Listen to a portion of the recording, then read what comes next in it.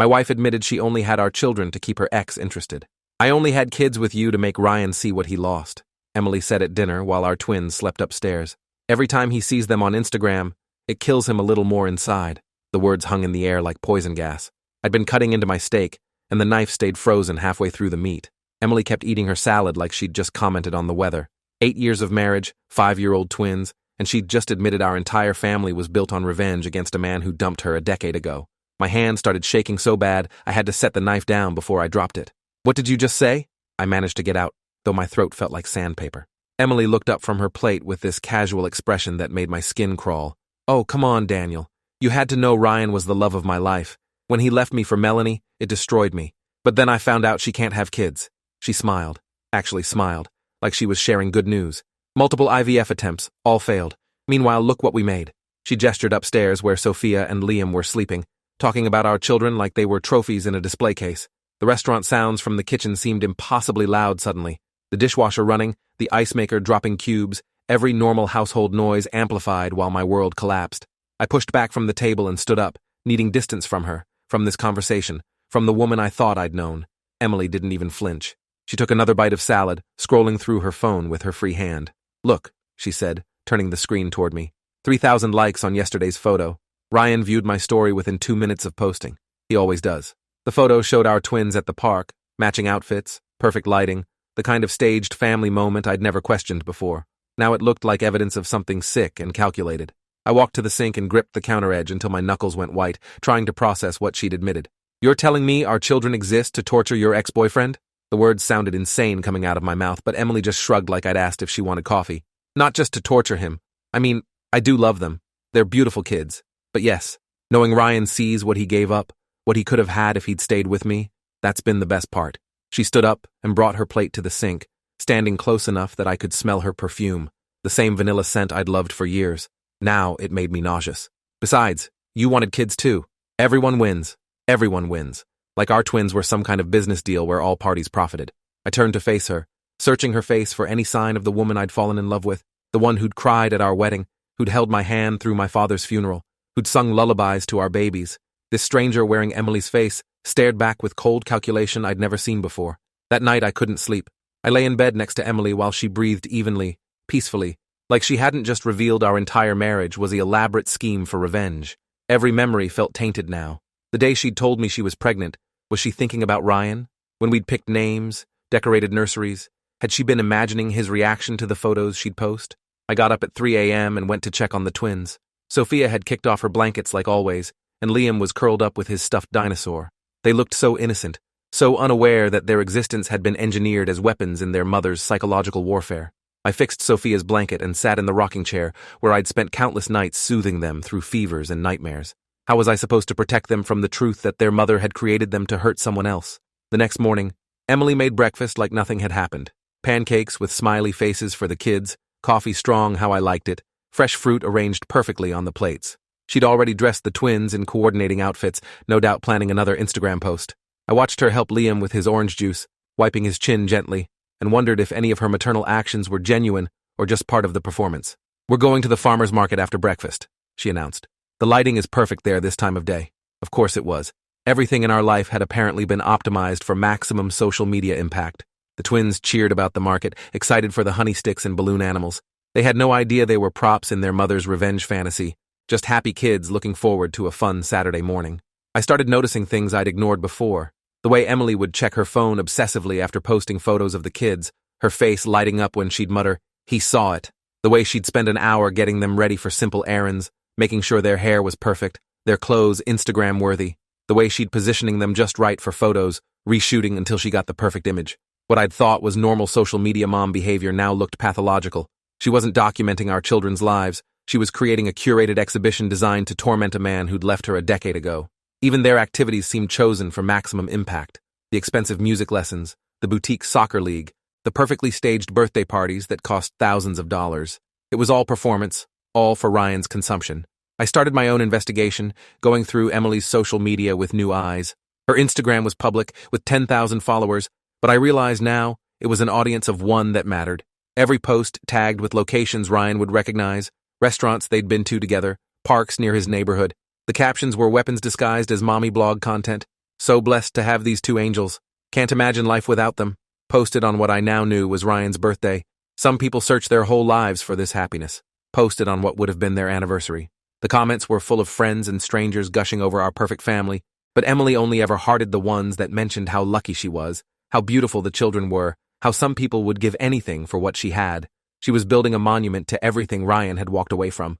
A week after her confession, I confronted Emily again, this time when the kids were at preschool. We need to talk about what you said, about Ryan, about why you had our children. Emily was organizing the playroom, sorting toys into labeled bins with the kind of methodical precision she brought to everything. What's there to talk about? I told you the truth. Would you prefer I'd lied? She didn't even look up from her organizing. I'd prefer our children hadn't been conceived as revenge props, I said, my voice harder than intended. That got her attention. She stood up, hands on her hips, looking annoyed rather than guilty. They weren't conceived as props. I wanted children. The fact that Ryan would have to see them, know what he gave up, that was just a bonus. A really, really satisfying bonus. She smiled that cold smile again. You can't tell me you didn't notice how invested I was in sharing their lives online. I thought you were just a proud mom, I admitted, feeling stupid for missing what now seemed obvious. I thought you wanted to share our happiness with friends and family. Emily laughed, but there was no warmth in it. Friends and family? Daniel? I have maybe 12 actual friends following that account. The rest are strangers or, she paused for dramatic effect, people connected to Ryan's circle. His sister follows me, his college roommate, 3 of his coworkers. They all see it, and I guarantee they mention it to him. She pulled out her phone and showed me the analytics. Look at this spike in views. That's from last week when I posted the twins at the country club. Ryan's company had their quarterly meeting there that same day. He definitely saw them playing on the same playground where he proposed to me. The calculation, the planning, the deliberate cruelty of it all made me physically sick. I started therapy the next week without telling Emily. Dr. Karen listened to my story with professional calm, occasionally taking notes, never showing the shock I expected. This is more common than you'd think, she said, after I'd explained everything. Using children as tools for revenge or manipulation. It's a form of emotional abuse, though not typically recognized legally. She helped me understand that Emily likely had narcissistic tendencies I'd missed or explained away. The love bombing early in our relationship, the way she'd isolated me from friends who questioned her, the subtle control she exercised over every aspect of our family's image. The question now, Dr. Karen said, is what you want to do about it. The children are here, they're real, and they need at least one parent who sees them as people, not instruments. That became my anchor. Whatever Emily's motivations, Sophia and Liam deserved better. I started documenting everything. Screenshots of Emily's posts, with timestamps, showing her obsessive checking of views, videos of her staging elaborate photo shoots with the twins, directing them like a film set, recording of her phone calls with friends where she'd casually mention, accidentally, running into Ryan's mother at the grocery store, making sure she saw the kids. The folder on my laptop grew thick with evidence of Emily's obsession. One evening, I overheard her on the phone with her sister. The best part, Emily said, not knowing I was in the hallway, is that Melanie had another miscarriage last month, her 4th, and there I am with these perfect twins, living the life that should have been hers. The satisfaction in her voice made my skin crawl. She was feeding off another woman's pregnancy losses, using our children as salt in those wounds. I consulted a divorce attorney without Emily knowing. Garrett Holbrook was recommended by my therapist, experienced in high-conflict custody cases. I laid out everything, the confession, the evidence, my fears about the psychological damage to the twins. He listened carefully, then delivered the harsh truth. Unless she's physically abusing or neglecting the children, courts don't typically see this as grounds for limiting custody. She feeds them, clothes them, takes them to school. The fact that her motives are twisted won't matter to most judges. The legal system, he explained, wasn't equipped to handle this kind of emotional manipulation. Your best bet is to document everything and hope she slips up, does something that crosses a legal line. Meanwhile, be the stable parent, the one who sees them as people, not pawns. It wasn't the answer I wanted, but it was reality. The breaking point came at the twins' 5th birthday party. Emily had rented out an entire venue, hired professional photographers, and invited over 100 people. The elaborate circus theme, custom decorations, and designer outfits for the twins must have cost $15,000, but the guest list was what revealed her true intentions. I recognized names from her past, people she hadn't spoken to in years, all connected somehow to Ryan's social circle. She'd essentially weaponized our children's birthday party as a networking event to ensure maximum exposure to her ex. Watching her direct the photographer to get specific angles, adjusting the twins' positions repeatedly for the perfect shot, I realized she wasn't present in the moment at all. She was crafting tomorrow's Instagram content, the next knife to twist in Ryan's chest. Halfway through the party, something unexpected happened. A woman approached me while Emily was busy orchestrating the cake ceremony. "You're Daniel, right?" She was beautiful in an understated way, with tired eyes and a sadness that seemed bone deep. "I'm Melanie, Ryan's wife." My body went cold. The woman Emily had been psychologically torturing through our children was standing right in front of me. "I'm sorry," I started to say, not knowing how to finish that sentence. "Sorry your husband left Emily for you? Sorry my wife has been using our kids to hurt you? Sorry for your miscarriages that my wife celebrates?" Melanie held up her hand. "I know what Emily's been doing. We both do. Ryan's seen every single post, every staged photo, every calculated moment. It's been eating him alive." She pulled out her phone and showed me messages between her and Ryan, discussions about Emily's posts, his guilt, their struggles with infertility. "He thinks about your twins every day, not because he wants them, but because he knows they exist to punish him." "Why are you telling me this?" I asked, glancing over to make sure Emily hadn't noticed us talking. Melanie followed my gaze, then looked back at me with those sad eyes. "Because those children don't deserve to be weapons. And Ryan, he's been in therapy for 2 years, dealing with the guilt. He's considered reaching out to explain everything, to apologize, but his therapist says it would only feed Emily's obsession." She pulled a business card from her purse. "This is Ryan's therapist. She specializes in what she calls proxy victims, people who are targeted through others. Your children are proxies. So are you." She walked away before Emily noticed, disappearing into the crowd of guests. I stood there holding the card, realizing the ripple effects of Emily's revenge had damaged more lives than I'd imagined. Ryan was suffering. Melanie was suffering. Our children were tools of suffering, and I'd been an unknowing accomplice to all of it. That night, after the guests had gone and the twins were asleep, exhausted from their party, I found Emily in her office uploading photos. She had 3 monitors set up like some kind of command center, editing images, crafting captions, scheduling posts. "Melanie was at the party," I said from the doorway. Emily's fingers froze over the keyboard for just a moment before resuming their typing. "I know. I invited her through Ryan's sister. Did you see her face when everyone sang happy birthday?" She looked destroyed. The satisfaction in Emily's voice was pure poison. "Those are our children, Emily. Our children, not weapons, not tools for revenge. They're people." Emily finally turned to face me, and her expression was genuinely puzzled. "Of course they're people. People I love. People I created. People who wouldn't exist if Ryan hadn't broken my heart. They're my triumph over him, my proof that I won." There was no reaching her. In her mind, our children's primary value was as evidence of her victory. I started making preparations to leave, opening my own bank accounts, finding an apartment, consulting with Garrett about custody arrangements. The hardest part was pretending everything was normal for the twins' sake, while knowing their mother saw them as elaborate props in her revenge fantasy. Every bedtime story, every morning routine, every family meal felt like a performance I had to maintain until I could protect them properly. Emily either didn't notice or didn't care about my growing distance. She was too focused on her digital war against Ryan, crafting new ways to display our children's perfection to her audience of one. I watched her spend hours editing a single photo, adjusting the brightness to make their eyes pop more, whitening their teeth, smoothing skin that was already perfect. She wasn't seeing our actual children anymore, just the idealized versions that would cause maximum pain to her ex.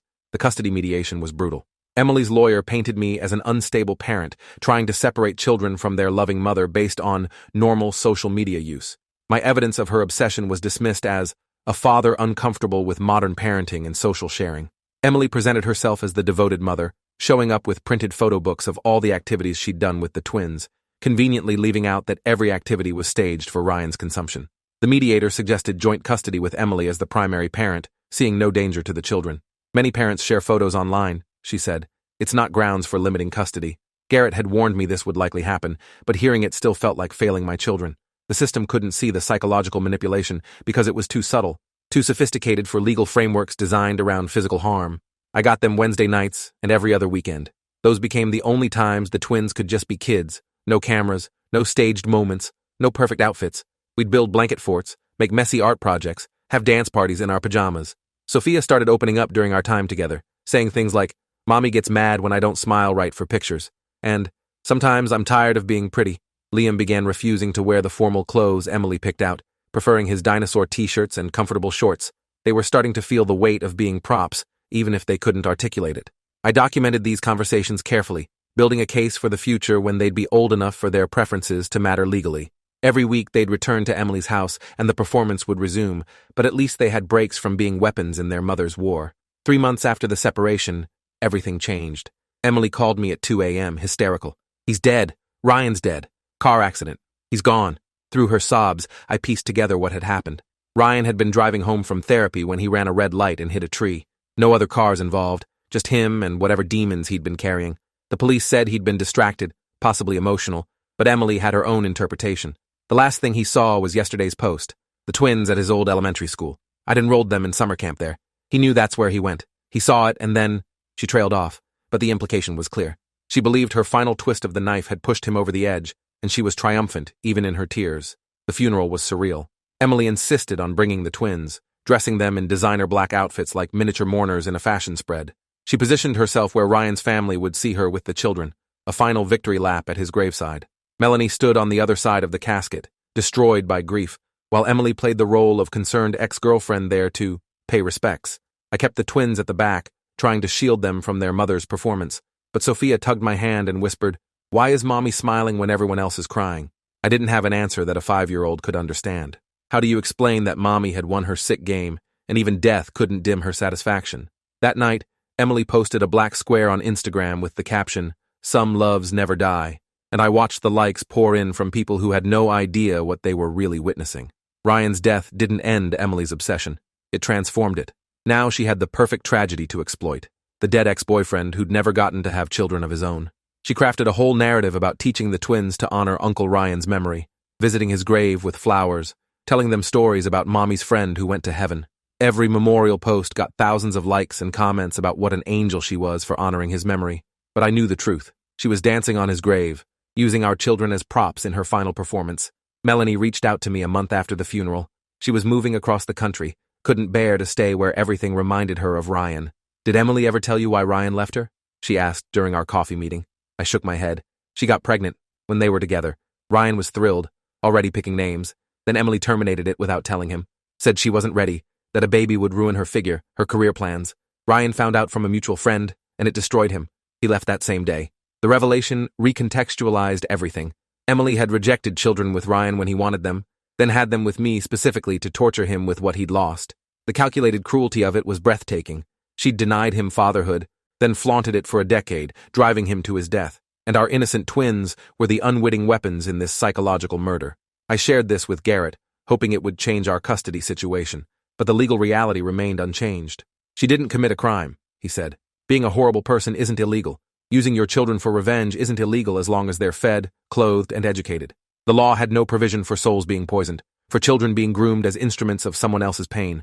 All I could do was continue being their safe parent, their refuge from their mother's sickness." The twins started therapy when they turned 6. Dr. Angela specialized in children of high-conflict divorces, though even she was shocked when I privately explained the full situation. "I've seen parental alienation, manipulation, using kids as messengers," she said, "but using them as revenge props from birth? That's a new level of pathology." She worked with Sophia and Liam separately, helping them understand that they were valuable for who they were, not how they looked or what they represented. Slowly, they began pushing back against Emily's constant photography, saying they were tired or didn't want to dress up. Emily responded by becoming more manipulative, telling them they were hurting Mommy's feelings, that sharing their lives made her happy. The guilt trips worked for a while, but Dr. Angela taught them boundaries were healthy. "You don't have to perform for love," she told them in age-appropriate ways. "Real love doesn't require cameras." Emily's Instagram evolution became darker after Ryan's death. She started posting about being a solo mom, despite our shared custody, crafting a widow-adjacent narrative that wasn't technically false, but implied a tragedy that didn't exist.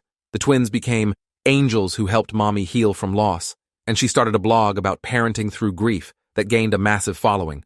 Sponsors reached out, offering brand deals for children's clothing and toys. Emily accepted them all, turning our children into literal commodities. The money went into accounts in their names, which Emily controlled completely. I tried to legally intervene, but since the income was technically for the children and being saved for them, courts saw no issue.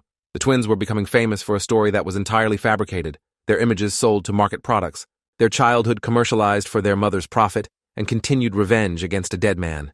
Liam broke first. During one of Emily's photo shoots for a children's furniture company, he threw the biggest tantrum I'd ever seen, screaming, throwing props, tearing off the outfit she'd put him in.